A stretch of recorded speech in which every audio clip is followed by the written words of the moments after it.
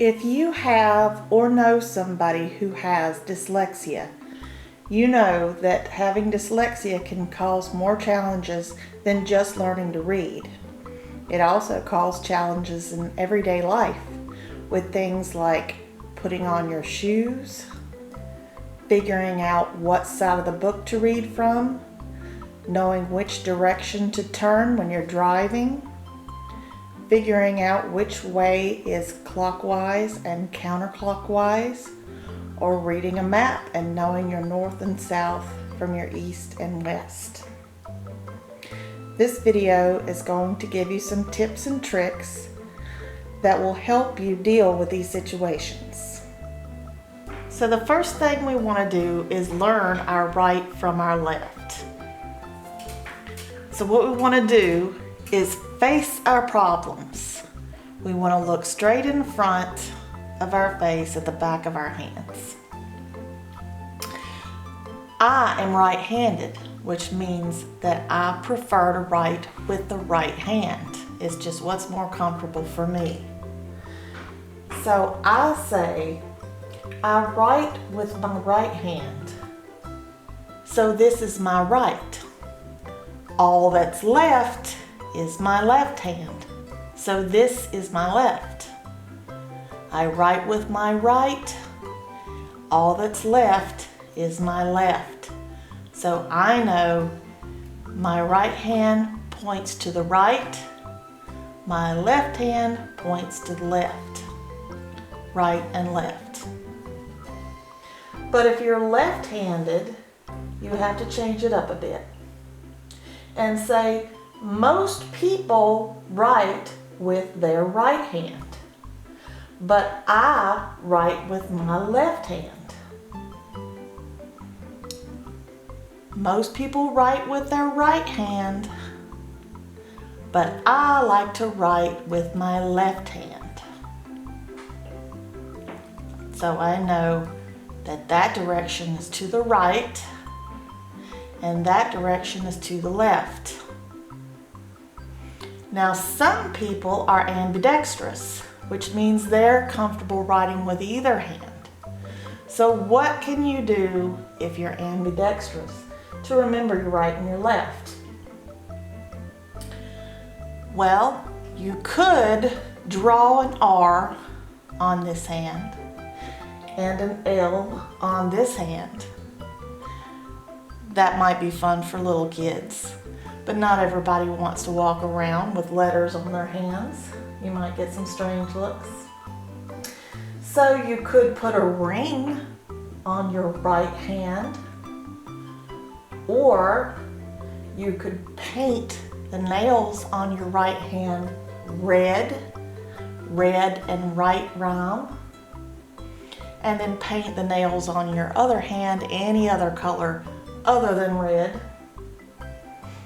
You could put a watch on your right hand and say, the right hand is right, because I put a watch on my right hand, or a bracelet on my right hand, and you would know that I have my jewelry on my right hand, and all that's left is the left hand. My jewelry's on my right hand, and the only thing left is the left hand. So I know right is right and left is left. That method works fine if you're driving a car and you want to know which direction to go, or if you're looking at a sheet of paper in front of you and you want to know which side's the right and which side's the left. But it doesn't always work, because sometimes we're looking in a mirror, or we're taking a class and we have an instructor, and that instructor says, raise your right hand, and he or she raises his right hand and it's not on our right, it looks different. So how do we know the right and the left of a person who is looking at us?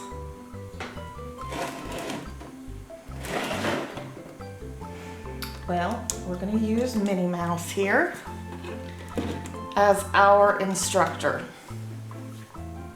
How do we know what is her right hand and her left hand? Well, we know what our right and left is. Our right hand is here and our left hand is here. So we're going to have a rhyme to help us decide what this person's right and left is. Now, for the sake of the rhyme, we're going to nickname Minnie Mouse Paul. So whoever it is we're looking at, their nickname is going to be Paul. Our rhyme is, mirror, mirror on the wall, switch my left and right for Paul. So now we know Paul, or Minnie's, right is here and left is here. Let's do that again. I know that this is my right and my left, so I say, mirror, mirror on the wall, switch my left and right for Paul. Right becomes over here and left becomes over here. So my instructor's right is here and my instructor's left is here. So now when I'm taking a class, I won't get confused. If my instructor is facing the other direction, then her left and right are my left and right. So my right is still her right, and my left is still her left. It's only when they're facing us that I have to use my mirror, mirror rhyme.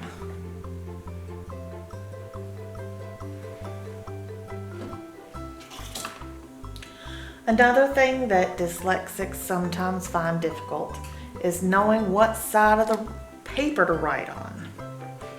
So if I look at a sheet of paper, how do I know what's the front and the back? It's hard to tell. Well, one clue on this sheet of paper is that there are holes. So I say, look at those lovely holes on the left side of my paper. If those lovely holes are on the left side of my paper, then I must be looking at the front. So this is the side that I want to start writing from. Well, what if my paper doesn't have holes? What if I have a book or a binder? Well, it's hard to tell. What's the front and the back? Maybe you know this one because it has a glossy part on the front, but different books look different ways. But all books have a spine where it opens from. So, in this case, I want to use my same rhyme,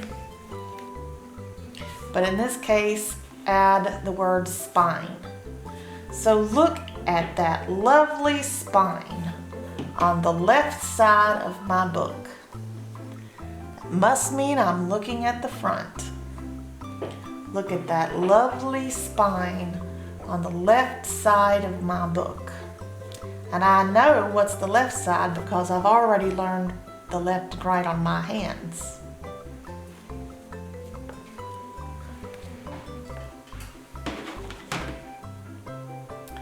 Something else that's difficult for most dyslexic people is figuring out what direction B's, P's, Q's, and D's go.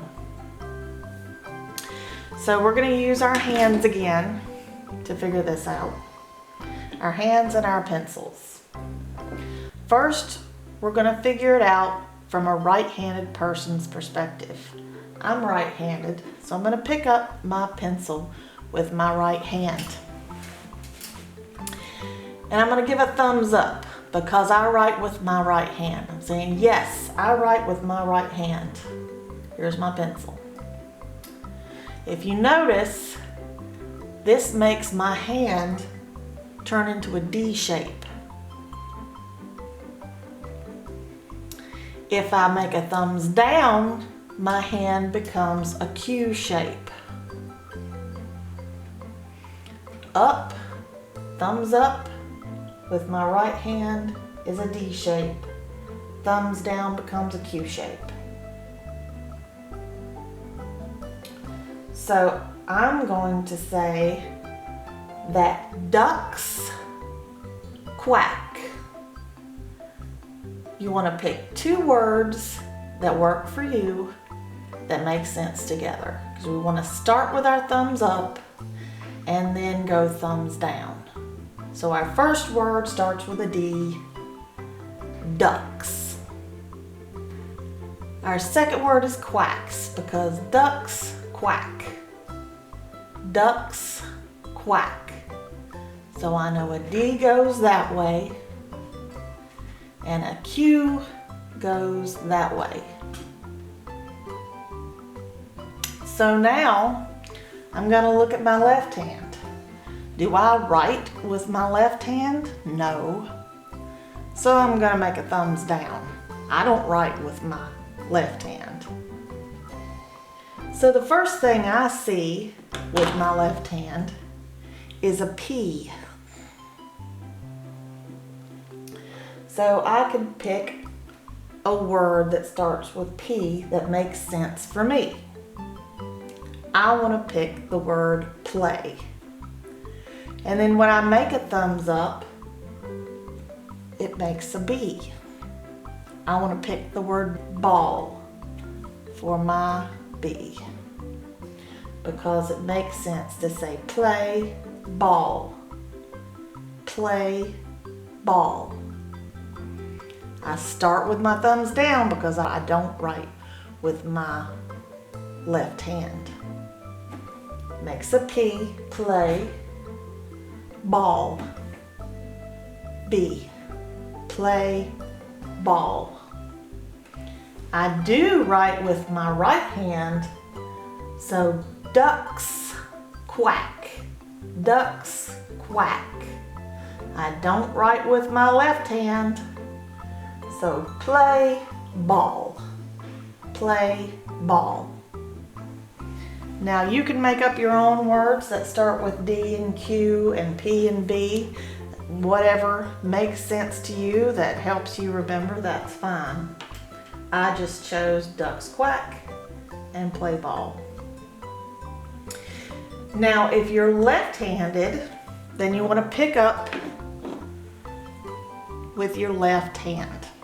You pick up your pencil with your left hand. And once again, you say that with a thumbs up, it makes a B. Your thumbs up makes a B. So yes, thumbs up means yes, I write with my left hand. And it makes a B. When I go thumbs down, it makes a P. Thumbs up makes a B. Thumbs down makes a P. So I'm gonna say B for babies and P for poop. Babies poop. Babies poop. Or you could say boys play. Boys play. But I think babies poop is funny. Probably stick in your mind easier. So next we want to do our right hand. Do we write with our right hand? No, we're left-handed, so we're going to do the thumbs down. So our thumbs down makes a Q. Our thumbs up makes a D. So thumbs down, Q, thumbs up, D. For our words, we could say, we're going to start with our thumbs down because we don't write with our right hand in this case. Quick dog. Quick dog. You could also say quarter, dime. Quarter, dime. Those two words go together. So we got quick dog. Remember, we're starting off with thumbs down because we do not write with our right hand. We're left-handed. We write with our left hand. So we start out with a thumbs up and say,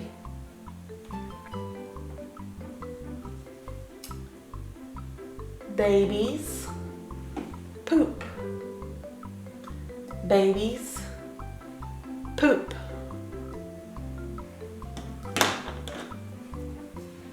Once again, this is how we are if we're left-handed.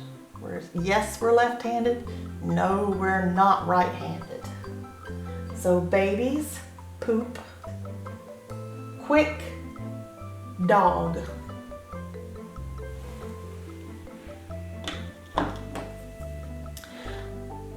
Another two letters that get confused a lot are L and J.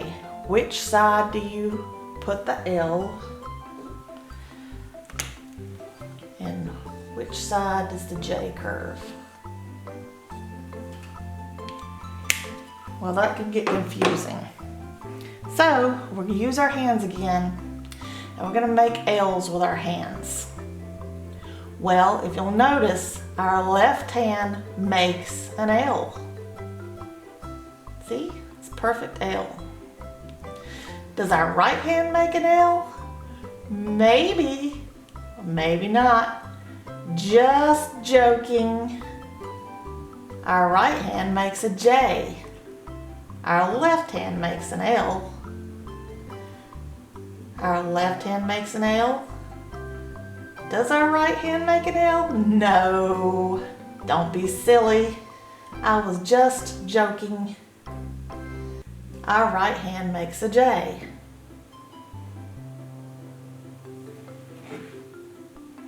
And that's an easy way to remember which way the L's and the J go. Now that we've got our left and our right down, and we know our right hand from our left hand, we're ready to conquer direction. So we're lost in a car, we don't know what direction we're going, and Siri tells us we need to go east. How do we figure that out? We know our right and our left, but we don't know our east and our west. So we can look at a compass rose, but if we don't have one, we just have to figure it out. So if we're headed to the beach, if we're over here and we're headed to the beach, how do we know that we need to go to east to get to the beach? Well, like they say, with every problem, you want to face it head on. So if you're having a map or a globe, you want to face it directly. So here's Minnie Mouse. She's not going to face it the opposite direction. She's going to face right at the globe. She's not going to look at it this way. She's not going to look at it this way. If it was a map, she would put the top of the map here and the bottom of the map here. Now, granted, the globe is slightly tilted because the Earth spins on an axis, but it's close enough to straight for our purposes.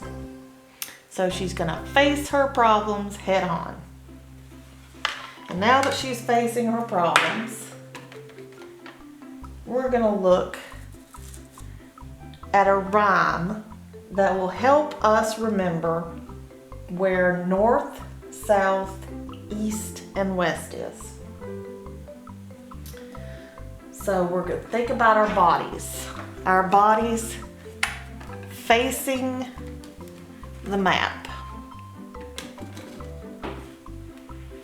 Here's her head, here's her feet, here's her right arm and her left arm. And she's facing the map, facing the globe. So our rhyme is, I nod my head to the north, and I step my feet to the south. I extend my right arm to the east, and I'll wave my left hand to the west. So that lets us know, when we think about our bodies, that our head is pointing north. Our feet are pointing south. Our right hand is pointing east. And our left hand is pointing west. So when you're looking at a map, think about your body, visualize yourself staring directly at a map, and say, I nod my head to the north, I step my feet to the south, I extend my right hand to the east, and I wave my left hand to the west. And that will let you know north is this direction, south is this direction, east is that direction, and west is that direction. Whether you're in the United States, or Africa, or Asia, no matter where you are, you just picture your body standing straight, facing the map. Your head's always pointing north, your feet are always pointing south, your right hand is always to the east, and your left hand is always to the west.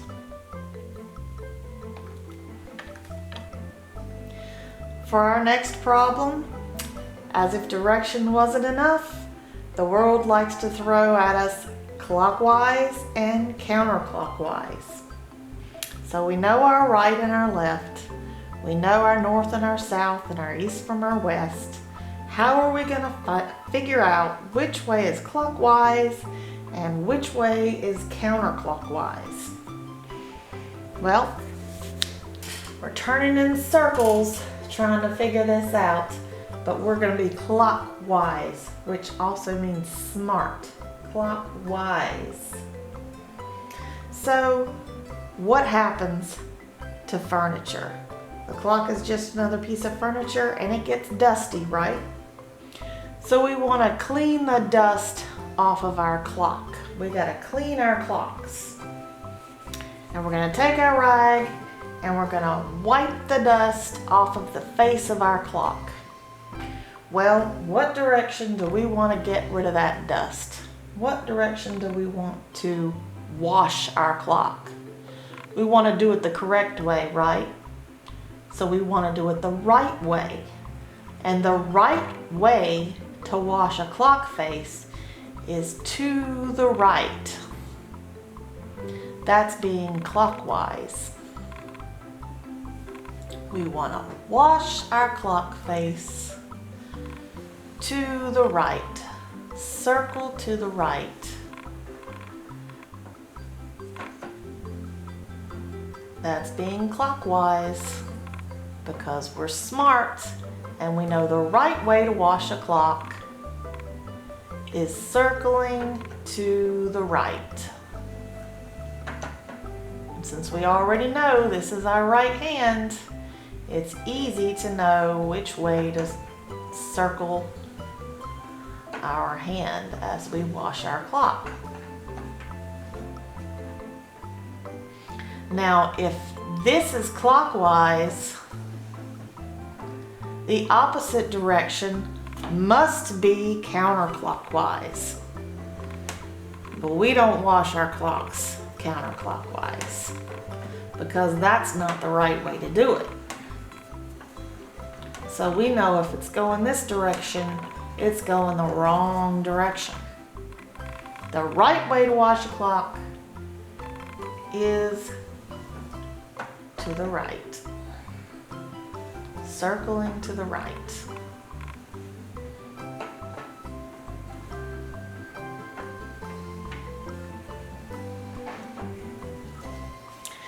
Now, we also have screws, and they like to tell us when we're screwing in a screw, lefty-loosey, righty-tighty, but they don't tell us which way to circle that screw to the right or the left.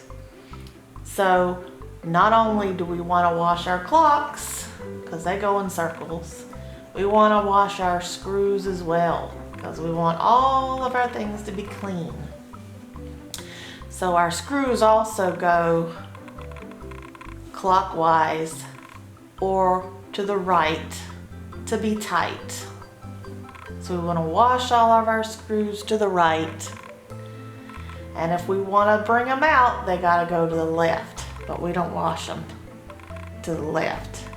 We turn them to the left to get them out of the wood or loosen them up.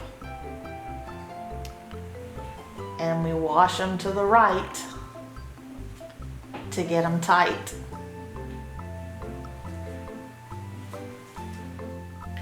Our last problem of the day is one we face every day when we get up. We gotta put our shoes on. Well, let's look at the shoes in front of us. Do you see anything wrong with that picture? If you're dyslexic, you might not see it. But if you'll notice, they're all facing the wrong direction. Our left shoe is on our right foot and our right shoe is on our left foot. But we can't tell because we have a problem with left and right shoes. It's hard to tell, especially if you're just looking at one shoe, whether it's a left or a right. But if you'll just remember one thing, you can always get your shoes on the right foot. And that one thing is that your toes love each other. The toes on the right foot and the toes on the left foot love each other so much that they always want to be together. Well, let's look at this pair of shoes. If we switch them up to the correct feet, we'll notice that our toes are closer together because they love each other. They want to be closer together. If we put them on the wrong foot, well, look, they're trying to run away from each other. Toes that love each other won't try to run away from each other. They want to come together. So now these shoes are on the right foot. Let's look at these shoes.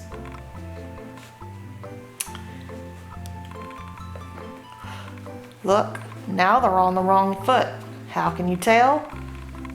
Because they're trying to run away from each other. Our toes shouldn't be running away from each other. They should be coming together. Now they're happy toes because they're together. Rain boots are more difficult because they're a little straighter, but you can still see that these toes and these rain boots are running away from each other. We want to fix that. We want our toes to play nice together. So now they're towards each other. Now they're on the right feet. Our flip-flops are usually easier because if they're thongs, then you know they go between your big toe. But we can still see that this is the wrong feet because our toes are running away from each other. So we want to put them on the right foot, the correct feet, so that they're coming together. We always want our happy toes to be together.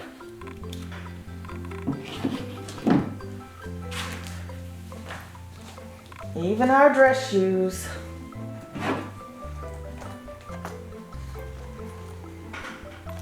Need to have happy toes. We don't want them running away from each other. We gotta switch them so that they're near each other. And that makes them happy because they're friends.